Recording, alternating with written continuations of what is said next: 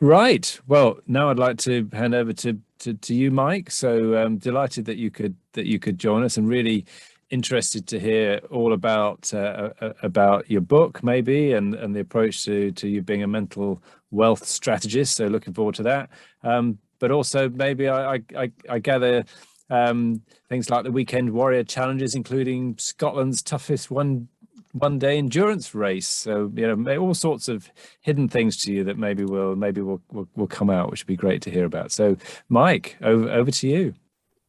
Thank you very much. I have half an hour to 40 minutes to talk to you, and during that time I'm going to challenge and provoke a few ideas, a few thoughts, a few habits that we have, but also as a result of it, I want you to be really focusing on who have we got supporting us, how does this work, how do we get the right people around us so that we achieve more and we can have more fun along the way, because that's one of the primary objectives. If we're enjoying what we're doing, then we will get more out of it, rather than just getting up on a Monday morning and swearing at the cat or whatever else it happens to be.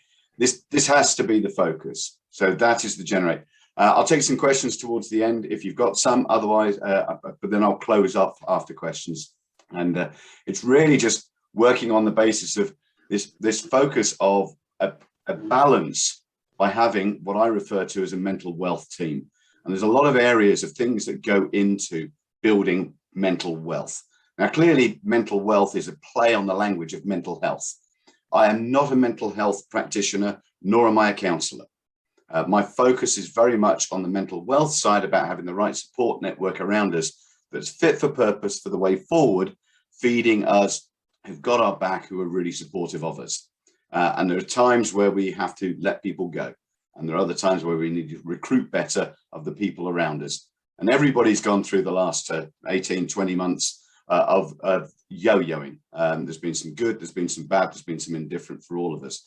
And it's understanding how that works. Because when we get that support around us, because we've got sort of credit in our mental wealth bank, we know what we can fall back on, we know we can work it. Because one of the biggest challenges, I believe, is isolation. Isolation kills creativity, prevents decision-making, and as a direct and indirect result of that, that can take us into a negative path of mental health and mental health challenges. And this is what goes on. And this picture I've got up here, it's to do with melancholy, but it's that whole sense of sort of incompleteness. It's used a lot in the world of grief and how we manage that. And this is part of where the starting block for this talk comes from, is because isolation is the problem. I wrote this book on mental wealth that launched a couple of months ago now. But prior to that, I was already focused on having the support around people. But during that journey, sadly, I lost a friend. He was going through a very ugly divorce, estranged from his son, COVID kicking in as well, and he took his life. And it just gave me a very, very clear focus of an avatar of who I was writing for. Because I had a significant birthday last year, 21, obviously. And I know he'd have been at that party. Now, I'm not saying that me having a conversation about what I'm doing and where I'm working would have changed his outcome. He was an intelligent man.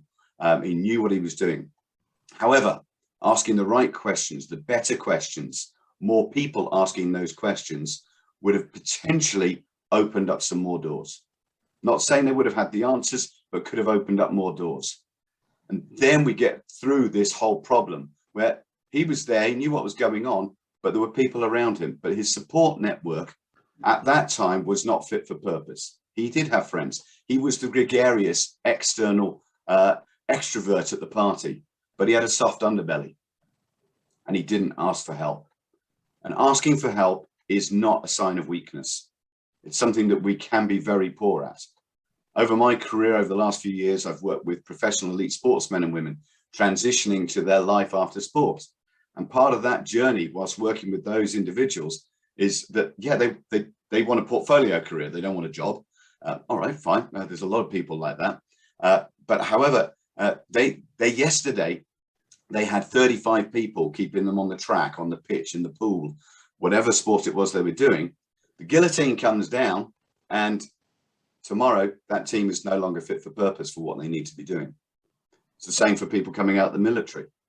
But actually, it's the same for each of us as we transition to different stages of our lives. When we move from school to university or apprenticeship, when we move into first property, long-term relationship, parenthood, grandparenthood, retirement, all of these things, different phases where we transition. And we need to make sure that we're not isolated in that place, because that will give us more people asking better questions so that we're not doing this mad stuff. Yeah, this was on the right was lockdown 1 and on the left was lockdown 3. Yeah, as you can see, the Grizzly Adams look doesn't kind of suit me. Put about 30 years on me. And as for the Mad Professor, well, that just kind of says it all. But this is what the sanity or insanity of isolation does. You're there, you're entertaining yourself on an ongoing basis. It's all about who's around you. But then the rest of the time, you're just banging your head against a brick wall. Whether you happen to be lucky enough to have an office in the garden, or you're sitting on the 15th floor of your high rise with your 3 children under the age of 5 as a single parent. Yeah, this whole situation needs that proactive input on how we understand what's going on, so people are with us, and then we build that support network. Because we try and do this on our own, and it doesn't work. You may notice some of the graphics and things like that I have here. I know somebody who's had conversations with you guys before, Philip. He's my animator, very clever man, and it just pulls all that information together. But it's that support. If we have the right people, then it works. We know what that's like in business. Yeah, I'm no good at marketing, so I need a marketeer. I'm no good at numbers, so I need an accountant. All of these things, that's as a solopreneur or in a large organization. We outsource, we delegate, we don't do all the work ourselves. So why then do we try and do that throughout all we're trying to achieve in our lives? We need to have that support around us. And as a result of that, we get into more fun. This is my map of procrastination. And it goes back to the language my first book I wrote was on faffing about. Faff being the false art of feeling fulfilled. The things we do to keep us busy but not achieving. And this procrastination map has just all sorts of thought bubbles in here of what does and doesn't work for us. And the biggest one nowadays for so many people, young and old alike, is social media and FOMO. The fear of missing out, where we just spend the whole time. It used to be, I'd look up Bob on LinkedIn and see that Bob used to know Claire and whatever, and you'd get distracted on this loop of investigative journalism. No, you just wanted to see if they're fat or bald now. Harsh but fair. And I'm talking about the men now, obviously. But it's that thing that's what we would do. We'd go off down these rabbit holes or mole holes and just to lose ourselves. And then suddenly time disappears and we've lost it. And that's not helping us, because the procrastination is, in certain states in America, is diagnosed as an illness because it creates anxiety and stress. Who'd have thought procrastination could be called an illness? But the Americans have managed to get it through. So it works for them. And but it's understanding where we do that. Because when we make time to have fun, when we're disciplined in our approaches, we achieve more. Now, I'm not somebody who was ever very good and diligent at school. And that whole process of having timetables doesn't work for me. I'm married to a control freak who has timetables on everything and lists upon lists. And we do clash on that on occasions. But when it comes to having fun and making it happen, then we put in the effort. If you put in the effort, then we can achieve that. But that only happens because we've got a good foundation. If we haven't got the foundation, we're procrastinating, we're in this negative spiral that's affecting our mental health, then it's not going to work. And every single one of us is on the mental health spectrum. It just varies as to where we sit from day to day. I know 2 weeks ago, I woke up for a couple of days and I was not in a happy place. Don't know why. Moon, sunlight, color, whatever. But we all ebb and flow on our mental health. So it's knowing what we need to do to trigger that, to make that work. And that's what makes a difference. So what I want to hone in on is building a mental wealth team. Now, some of you are very proactive in this area already. So there'll be certain elements where you're sitting there go, yeah, I've got that. I'm already on the case with that. That's great. There are other elements where hopefully I will trigger some more thinking for you where actually I can make that area stronger. So it's not just one size that fits all. It's knowing where we're at, what works for you, and who's truly got our back, because that really comes together. So this first area I refer to as this mental wealth team scorecard. Yes, of course, you're going to have a scorecard in there somewhere, haven't you? Well, it's a simple one. What I'd ask you to do, and obviously at the moment, we're only going to get to time to sort of scratch the surface on this, but you're just creating a list of people in your network, people you think are committed to you, and just write down their names. I'll talk through this for a minute because I know some of you will be writing stuff and some will just be processing. But it's for my wife, the dentist is on her list of support network, because guaranteed with it 2 days before we go on holiday, she'll have a toothache, or guaranteed the dentist will go on holiday and she'll have a toothache. So she's actually got his mobile numbers, not on speed dial, I don't think, but it's yeah, I'll leave that one. But it's knowing who is in that support bubble for her. So there's different people in there, from the bank manager to your coaches that you have to whatever else. And it's just writing down that list of names of people who are committed to you. The challenging bit now, and this is not scientific, it is totally subjective. So don't think of this as I'm going to get a PhD out the back of it, because that's not how it works. I want you to totally subjectively score them on a scale of 1 to 10, 10 being a high score, 1 being a low score. How committed to you are they? How committed to you are they? And you just literally putting that number down. First number that comes in. Don't try and overinflate it to protect their egos. They're not going to see this. And don't try and underplay it just because I'm feeling mean. Just go with a gut feel.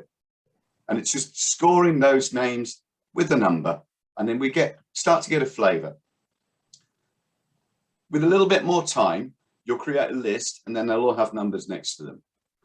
The key part now is understanding what the translation of those numbers are for you and how it works. So if you scored 1 to 3 on anybody in there, you know them, they know you. They're an acquaintance. They're not part of your support bubble in any way, shape or form. They're there. Fine, great. Might know them from the school gate, you might know them from somewhere else. If they're scoring a 4 or a 5, you know them for a reason.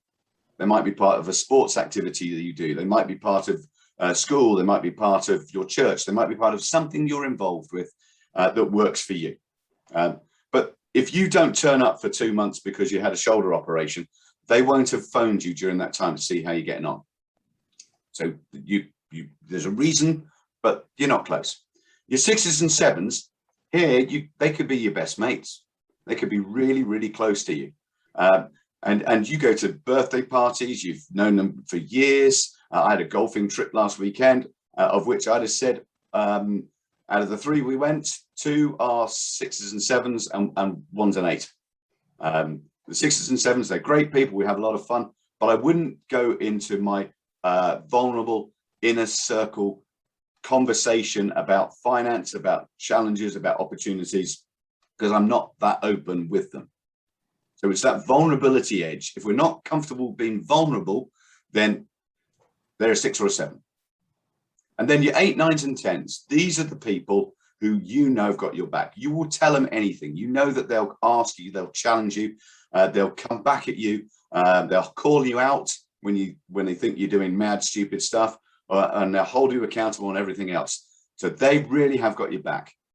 In your mental wealth team, these are the only people that matter. The others are just noise.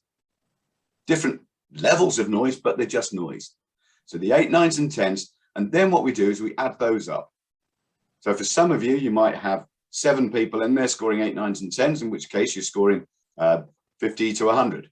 If you're scoring over 100 straight off, then maybe you've either got a very strong mental wealth team, or you've overinflated some of your numbers because you were a bit worried about being nasty to people who are never going to read this, so it didn't matter. If you've only got 3 people or 2 people, even 1 person on there, and you're scoring 8 in total or 17 in total, whatever that's great, because this is a starting point. This is a baseline. This is where we know where we're starting from, because then you can build from here going forward. And building from here going forward is what we go through in a moment. But it's knowing where your starting point is. And quite often, part of what we need to do here, though, is work out who needs to go. Because there are certain people that you think should be an 8, 9, and 10, but they're not fit for purpose going forward. They're not part of what's great. So 5 years ago, you needed them. They were brilliant. They were awesome for you then. But you've outgrown them, they've outgrown you, or you've just grown apart, or they're just not fit for the future. In which case, I'm not saying dump them and run, but just dump them as part of your focus as to they're not part of your mental wealth team.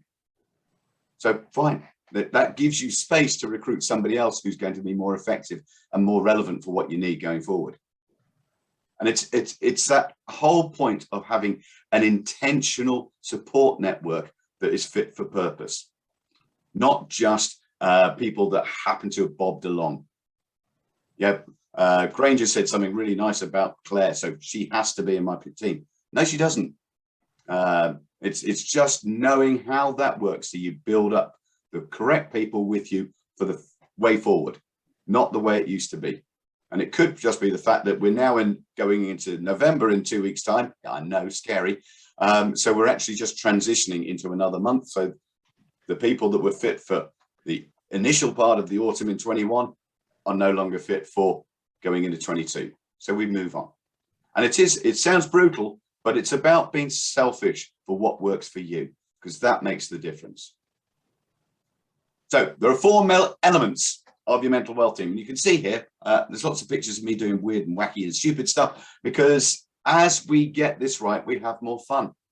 When you're having more fun, you've got the right people around you. That's work and play. So, I mean, I work with organizations, helping them build the mental wealth team for their teams, their staff, and I'll also work with the non-exec positions with their directors, owners. And so there, again, I've got that support challenge coming in. But the first area I always go to is self-care.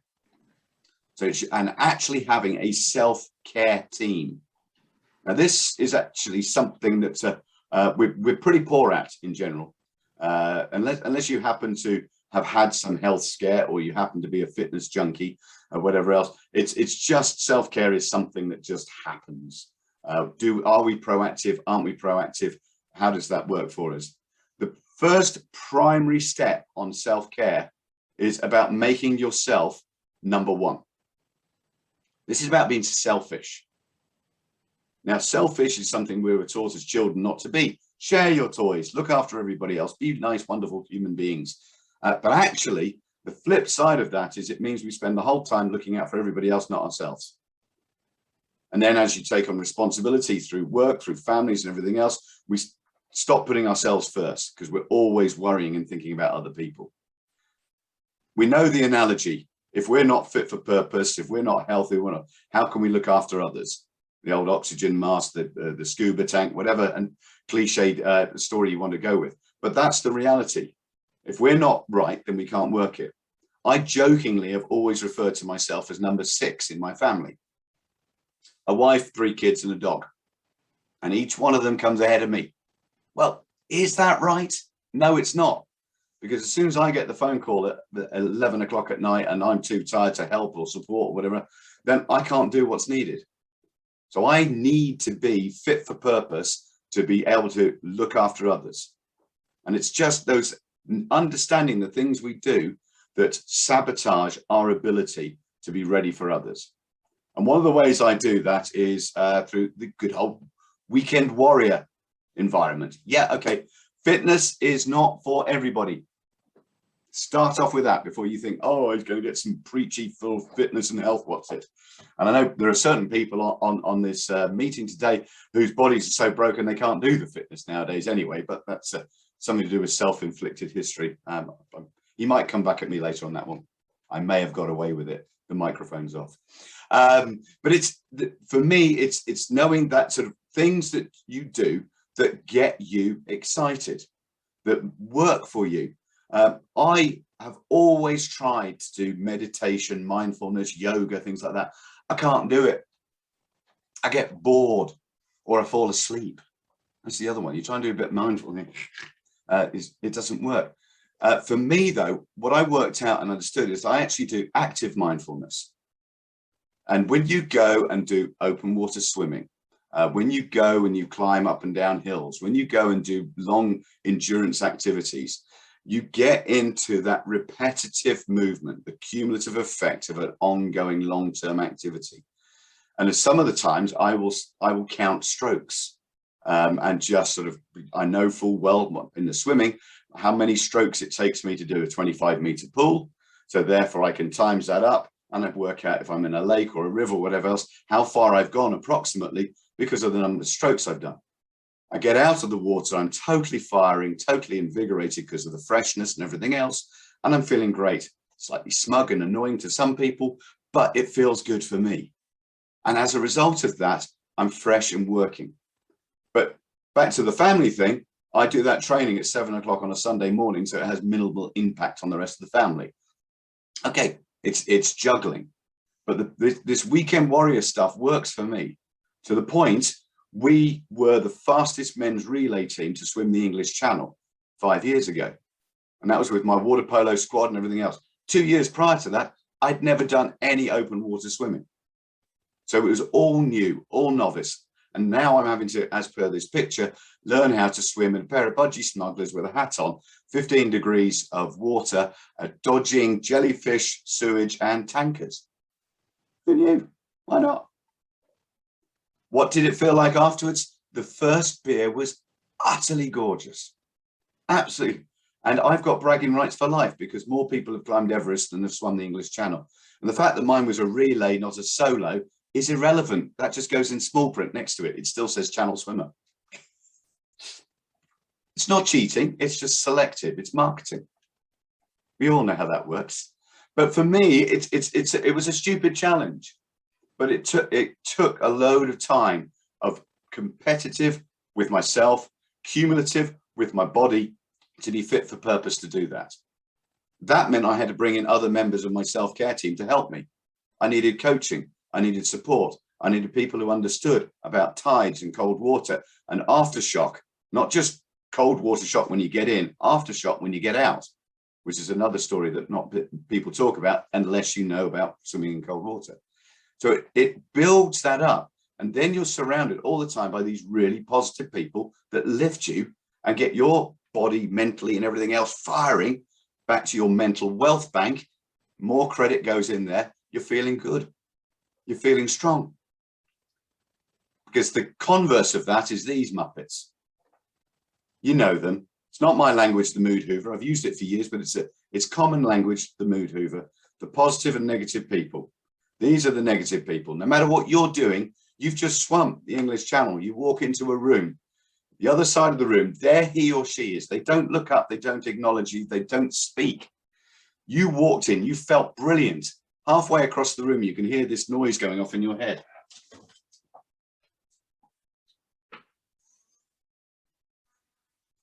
Betty, she's my little mood hoover. I've got a Henry as well, but he's out of batteries at the moment.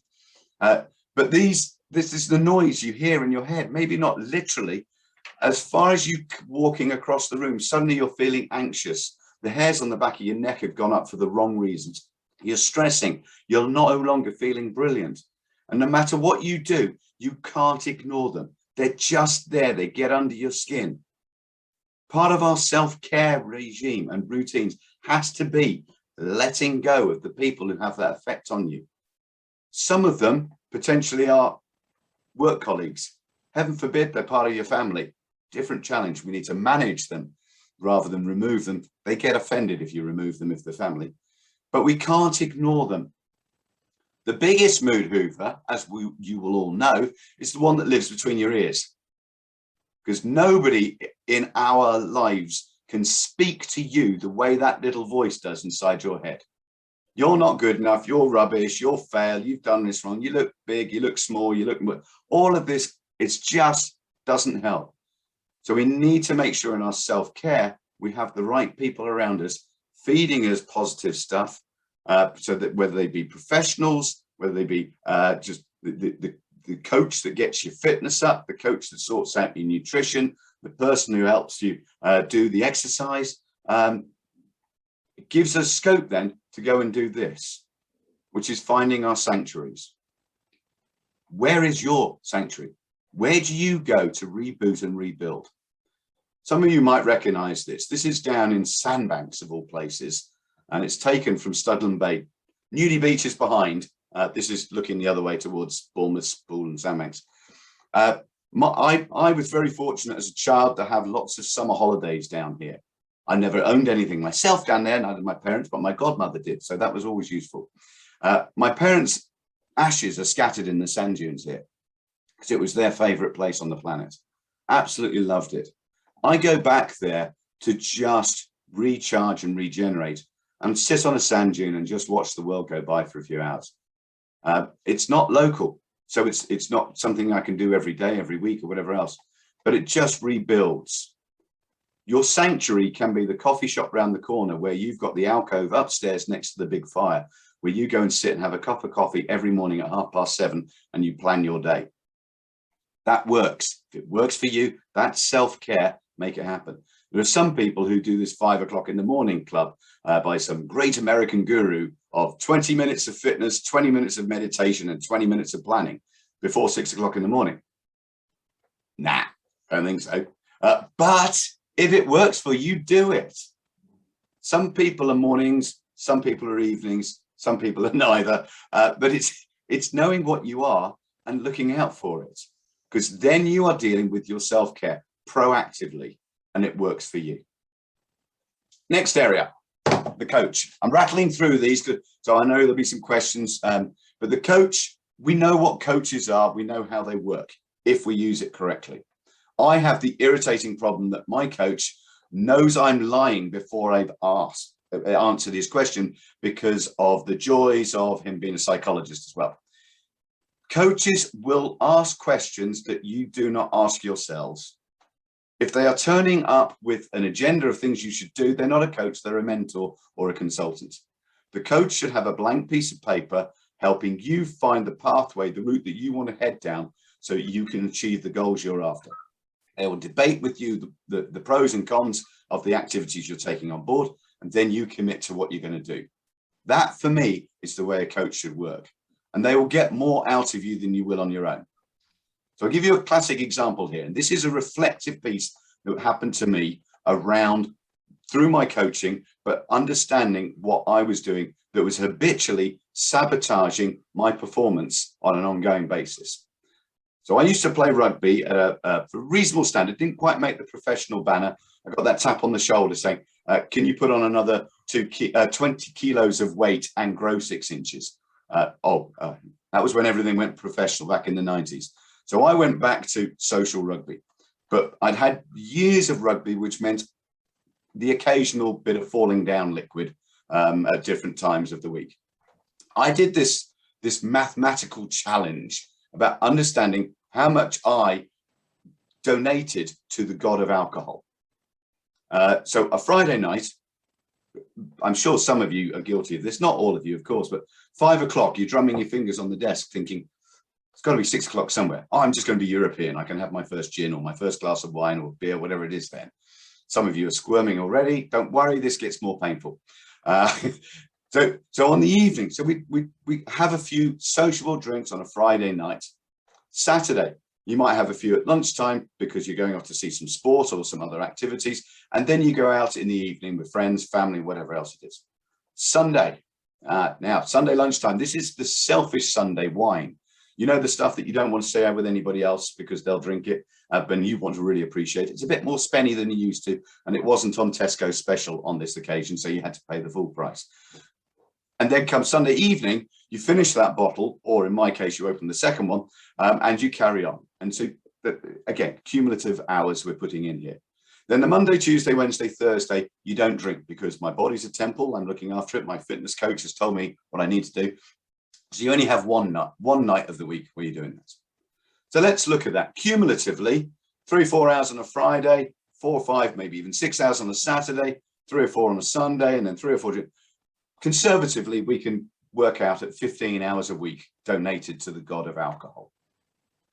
Now, I'm not here to tell you to give up booze. That's not my point. And the counter argument I always get here is, yeah, but Mike, alcohol is part of being sociable and being out. And that's part of our mental wealth, because we're doing the good things for us and having enjoyment. Totally agree. The point here is that's 15 hours subconsciously donated to the god of alcohol, and that's excluding hangovers. That's 2 working days a week. That's 100 working days a year that we donate to the god of alcohol if you're on 15 hours a week. I'm not telling people to give up booze. I'm telling people to be aware of what the cumulative effect is to what we're doing here, because none of us have enough time, but we're still donating 100 days a year to the god of alcohol. Flip that round. If you're a non-drinker, how much time do you spend watching box sets? Flip that round. How much time do you spend on Facebook, social media, and other things like that? The cumulative effect of where we hemorrhage time, energy, and effort because of our negative, ill-serving habits.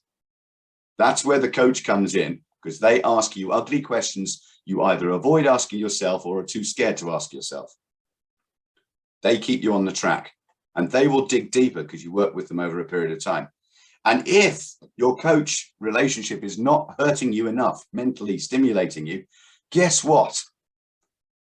It's time to sack your coach and choose another one who's going to hurt you more. I wrote an article several years ago about when's it time to sack your coach. And I got this message back from my coach saying, are you trying to tell me something? I said, well, as it comes to, no. But this is about fit for purpose for you for the way forward. I did see that pop up of very sobering thinking. Thank you. I like that. Make a mental note. But it's about these habits. Coaches spot the habits that we build and generate, even if we don't want to see them ourselves. Third area, this goes into the professional team.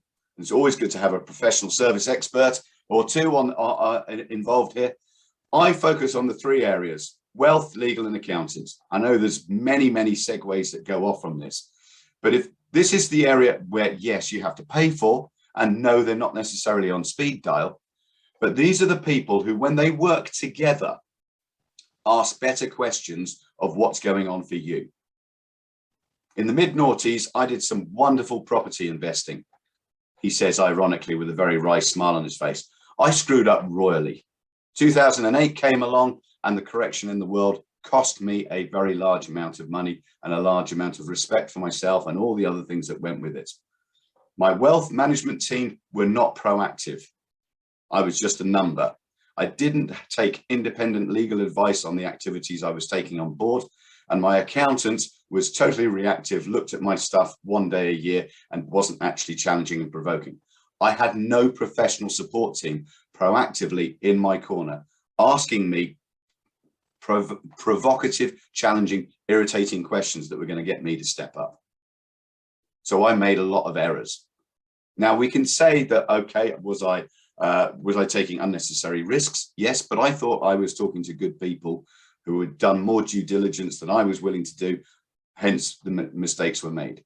Nowadays, I have a very proactive team, and I've gone against the advice of my father and my father-in-law, who both always told me, as the males in my household and family back in the day, you never work with friends and family, because if it goes wrong, it's too ugly. It's just horrible. But my father-in-law's professional team was his best mate's company. My father's support all came from my grandfather, and then once he passed, my uncle. So the most important areas about people being objective, challenging, and provocative about what you do and where you go and how it works. I was not taking the right advice, and my family were doing what they were telling me not to. I have to say that nowadays my wealth manager is one of my best mates, and he doesn't let me off the hook ever. But that's because it's reflected in, he knows where I'm trying to go. But then the accountants and the solicitors talk to each other, so we build together. This helps with that mental wealth team because it's foundations of strength. Those foundations of strength, which mean when the proverbial hits the fan, and it will, you can put the wheels back on far more effectively, because these guys have already got your back, and they are devoid of emotion in the decisions that you're making, because they're asking, is this going to get you from here to here or not? It's not. You don't have my blessing to do it then. But the home of the PGA Golf in Cyprus was being built. The new course. It was going to be gorgeous. Absolutely, right up to the point of them changing currencies to euros, the building not being built in time, the power station exploding, and then sticking a dirty great big wind farm on the golf course bow. Oh, and by the way, the company that was giving the guaranteed rental income for life went bust 3 weeks later.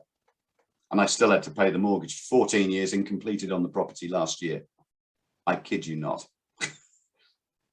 When it goes wrong, yeah, they make TV shows about this. So we need these people, because this is where that level of trust comes in.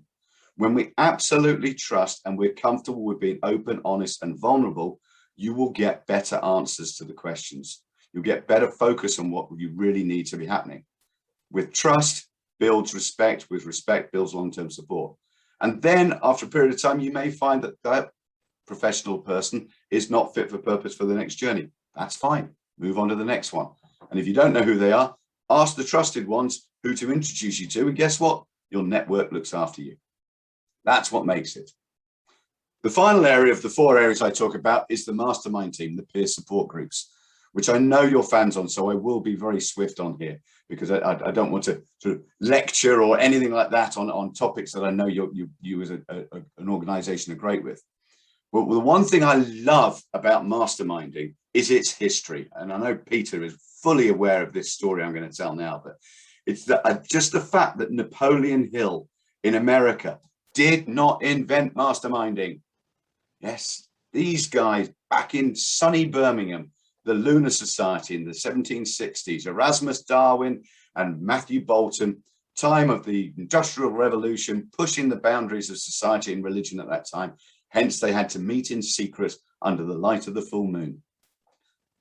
Confidential, impartial, blunt, direct accountability, where you've got 7 minds giving you more input than you will on your own. That is what makes the difference. We get that supported correctly, then we get challenged. And when we are sitting there in the hot seat receiving our provocation and annoyance, that hurts, that's sweaty. 6 people saying, why aren't you doing it like this? Have you considered this way? That sounds like a really crap idea, Mike. But when it works really well, then you're getting more left field thinking, more external consideration, and the solutions you will come up with will be so much more effective. Because at the end of your session, you commit to what you're going to do before the next month. And if you don't manage to do it next month, don't bother turning up. If you do it at 2 o'clock in the morning before attending, that's fine. You still did it. This is where masterminding gives you left field thinking, creative ideas and solutions, and you are held to account for it. And that is so powerful, because what we do then with our whole network is we have people around us, 8 to 15, challenging what you're doing, asking better questions of you than you do of yourselves. That's what makes the difference. And when we get that right, it has a massive impact. Now, I'm going to pause in a moment, so I'm just giving you a second to ask, think of any questions if you've got them. But then I will wrap up about what I want you to do next and how you can take that forward. Because the key part of this is working in isolation sucks. It's not what we're designed for. Isolation is what they do to prisoners. They put them in solitary confinement. It's a punishment. Now, I know there are times when we work very well in solitary because we're trying to get something done and we don't want distractions, but we need the input of others. And it's the input of the right people that builds our mental wealth, that gives us that foundation for strength so we can make braver decisions and achieve more successes and fun along the way. And doing all of this whilst being a weekend warrior, whatever else happens to be for you, hey, that works. I do all my golf networking nowadays I do all my networking on a golf course.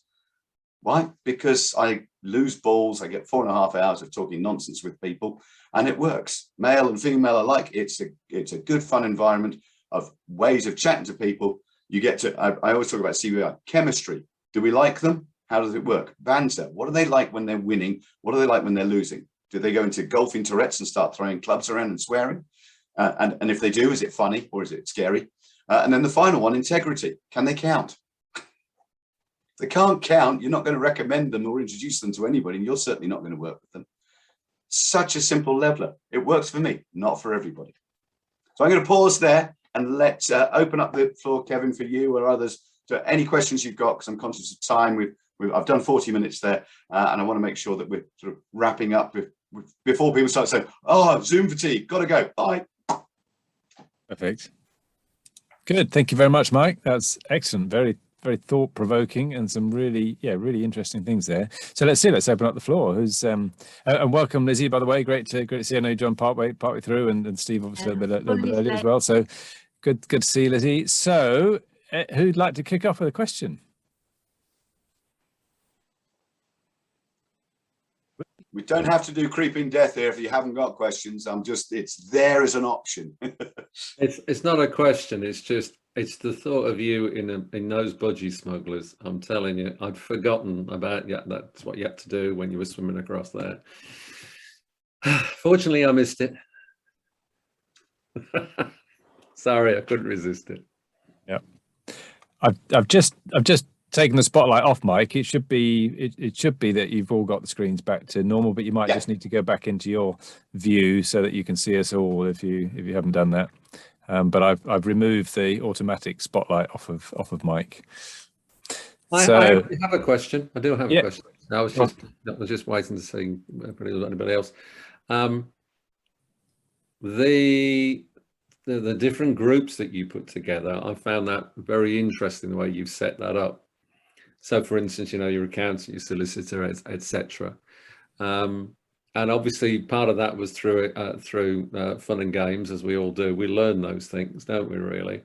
So, what happens when you get to a point where you realise that one of the people in that group or another group isn't quite doing it for you, but it's kind of awkward? So, it's easy to say they got to go, but actually, it's a lot tougher to actually do that.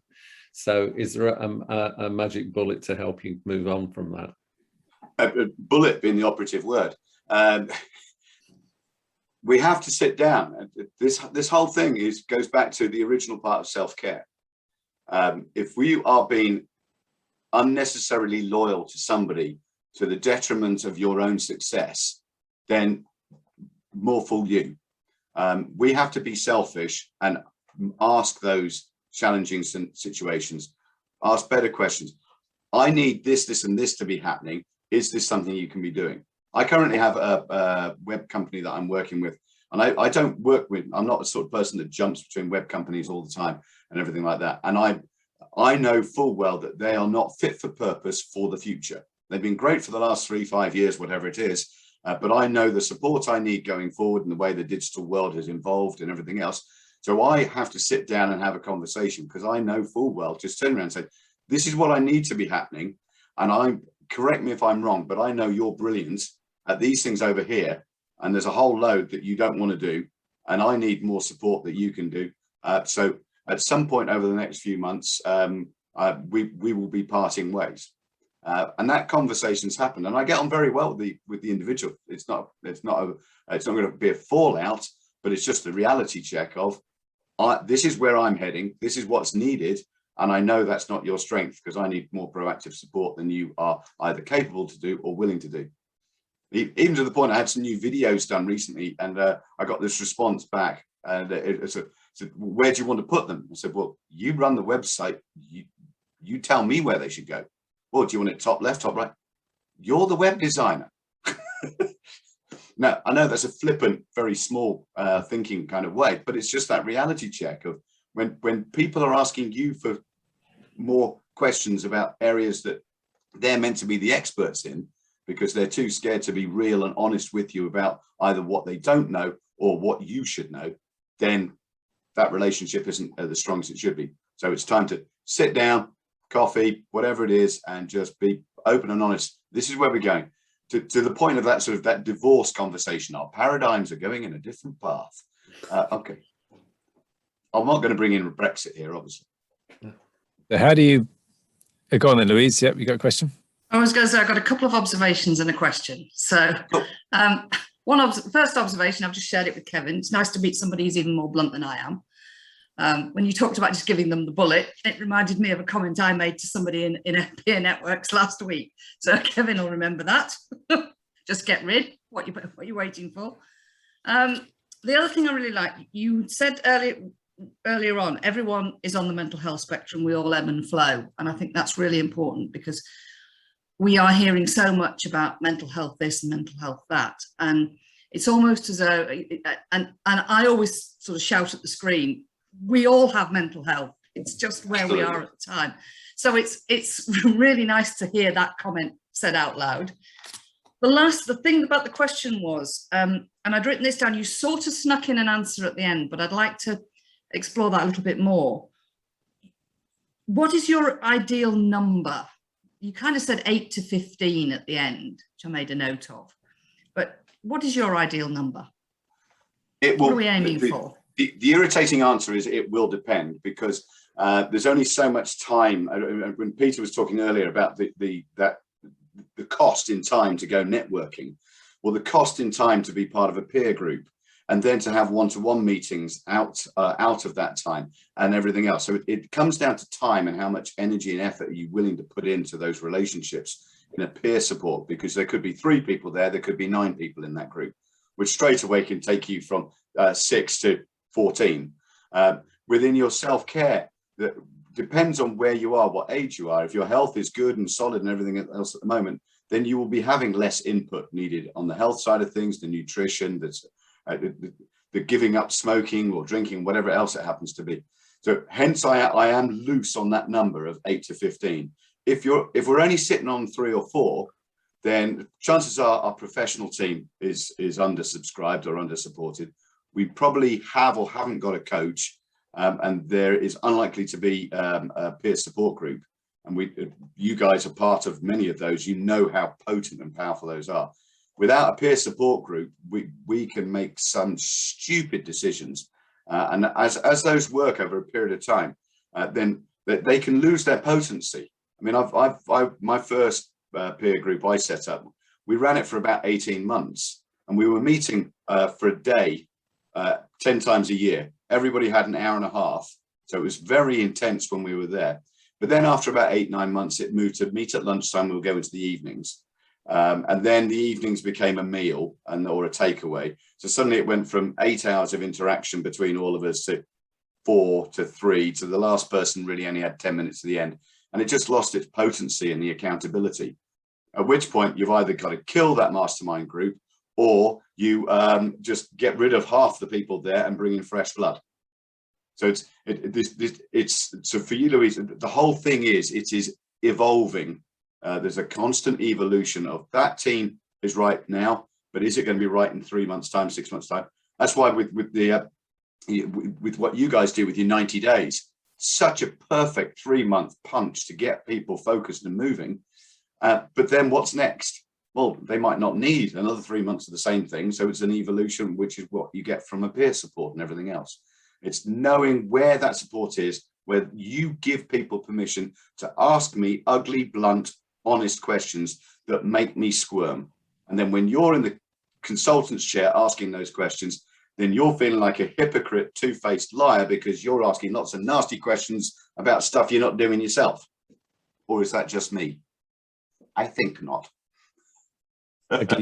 So Mike, when people ask questions, when you're asking people questions and your support network is asking challenging questions of you, your ego gets in the way if you're not humble. How do you help people, not get blocked by their ego? Well, more often not the ego blocking. I mean, you do a workshop in a company, and I've put red tape across the doorway coming in, which just basically says, leave your ego outside. There's none allowed. So rank and file left outside. Ego is self-interest. And it's understanding sort of that difference between self-interest and what we're trying to achieve and what we're going to prevent ourselves from doing. And that will come from fear.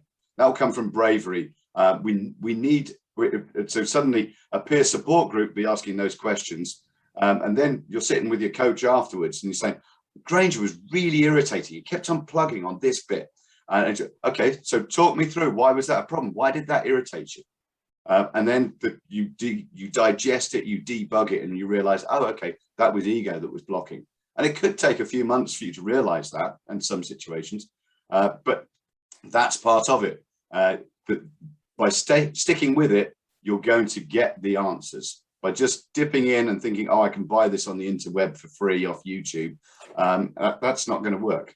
It might incite or trigger a thought process, as training does, but the ongoing support is what makes the difference. Thank you, Mike. No worries. How are we for time, Kevin? Do you need me to wrap up? We've got about 10 minutes before we need to finish. So yeah, and I need just a couple of minutes to wrap up with. So it might be, unless there's any other questions, maybe good for you to come back to Mike. Yeah. Any other questions? Nope. Did you want to finish off, Mike? Yeah, I will do. Okay, so there's three things I want to focus in on just to wrap up. Firstly, I gave you that challenge at the beginning to create a mental wealth team scorecard. Just spend some time doing that. Sit down, just write it out, put down those names, and you'll be surprised, because to begin with, the names will come really easily of the obvious, but then there's going to be different people. You will have certain people that you come up with where they score differently to what you do. It doesn't have to be a balanced relationship here. I know if I was to score my sister and she was to score me, she would score me a 12 out of 10 for her support network. I would score her a 7 because it's a totally different relationship. Now, clearly, I've never told her that because that would upset her, but it's just the reality of that's where it is. So this is why it's personal. So it's knowing who has got you back there, and just because it's blood doesn't necessarily mean to say that they're the right people to be asking you the better questions. Because if you ever tried coaching a member of your family or a child, you're right, it's not going to work. It's got to be external. So it's knowing how that comes together. So really put in some time, create that list, and start scoring it. And then in about 3 months' time, do it again. See how it's changed. See how it's not changed. Have you got other people in there? Are there people who are 6s and 7s that actually I would like them to be a 9? So what are you going to do proactively to bring them into your team? How are you going to sit down with them and openly and honestly say to them, I could do with a bit more time with you. I think you could be good for me. We could really help that. We could really help each other. Put that effort in. Second area here is plan for fun. When you have more fun, we enjoy life. It's all about memories. None of us are 21 years old anymore, so we know that anyhow. But it's about doing the things that matter for you. So my weirdness of jumping, I was away at the weekend, and yes, the 3 other guys were sitting in the caravan, drinking beer, talking nonsense. I'm in the sea down the road, freezing my what's-its off, 16 degrees, feeling absolutely brilliant. Followed by a nice hot cup of tea, followed by a beer. But that process of, these are the things that we need to do for ourselves. As weird and as unique and odd as they may seem to other people, if they work for you, then do more of them. It's been very difficult to go traveling over the last 18 months, but I know so many people are just scratching at the passport to get out the country and go and do stuff. Well, fine, just plan it, start building it. There's no pockets in shrouds, as they say. Yeah, we know that, but we still got to put food on the table or fill the fridge, as somebody else I know says. So it's putting that together.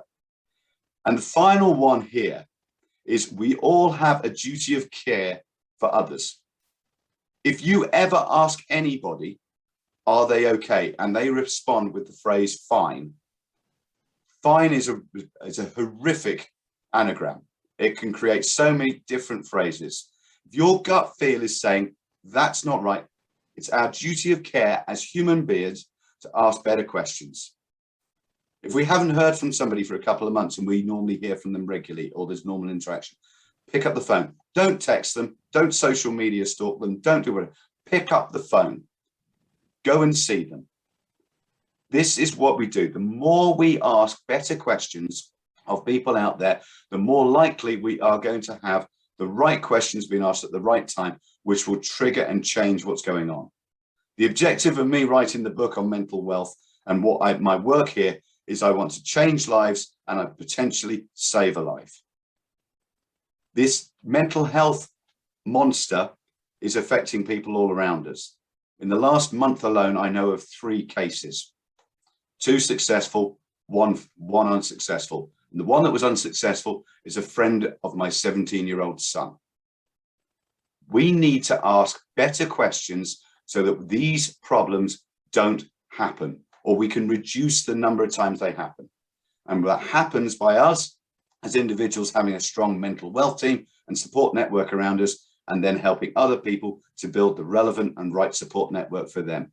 And then as a result of that, we can all have a lot more fun. Thank you for your time and energy. We're happy to connect and support and talk to you all offline, online as a result of this. But thank you, and good luck, and enjoy the rest of this year, and make sure that 2022 is awesome, because it's going to be, as long as you make it that way.